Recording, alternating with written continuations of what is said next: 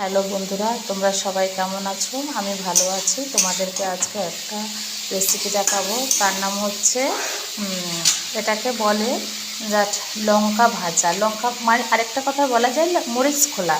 তোমরা দেখো, প্রথমে তেল দিলাম, আমি অনেকটা পরিমাণে তেল দিলাম। তেলে প্রায় বেশ অনেকটা পেঁয়াজ কুচি দিয়ে দিলাম। পেঁয়াজটা হালকা ভাজা ভাজা হবে। পেঁয়াজটা হালকা ব্রাউন কালার হয়ে গেছে। এবার দেব রসুন কুচি অনেকটা পরিমাণে, প্রায় দুটোর মতো। পেঁয়াজ, রসুন, কাঁচা লঙ্কা দিয়ে কষানো হয়ে গেছে। এবার শুকনো লঙ্কা বাটা দেব। এই যে দেখতে পাচ্ছ অনেকটা পরিমাণে শুকনো লঙ্কা।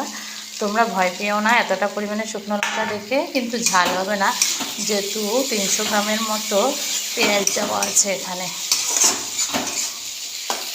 এবার লঙ্কা, পেঁয়াজ এগুলো সব আস্তে আস্তে একটু ভালো করে কষিয়ে নেব। দেব হলুদের গুঁড়ো, লঙ্কা গুঁড়ো দিলাম, হলুদের গুঁড়ো। এবার হালকা করে একটু জল দেব।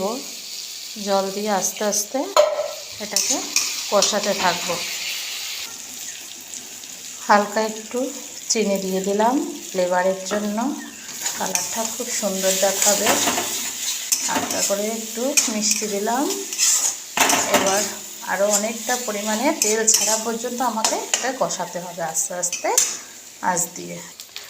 বন্ধুরা দেখতে পাচ্ছ কত সুন্দর তেল বেরিয়ে গেছে, তার মানে আমার এটা পুরো কষানো হয়ে গেছে।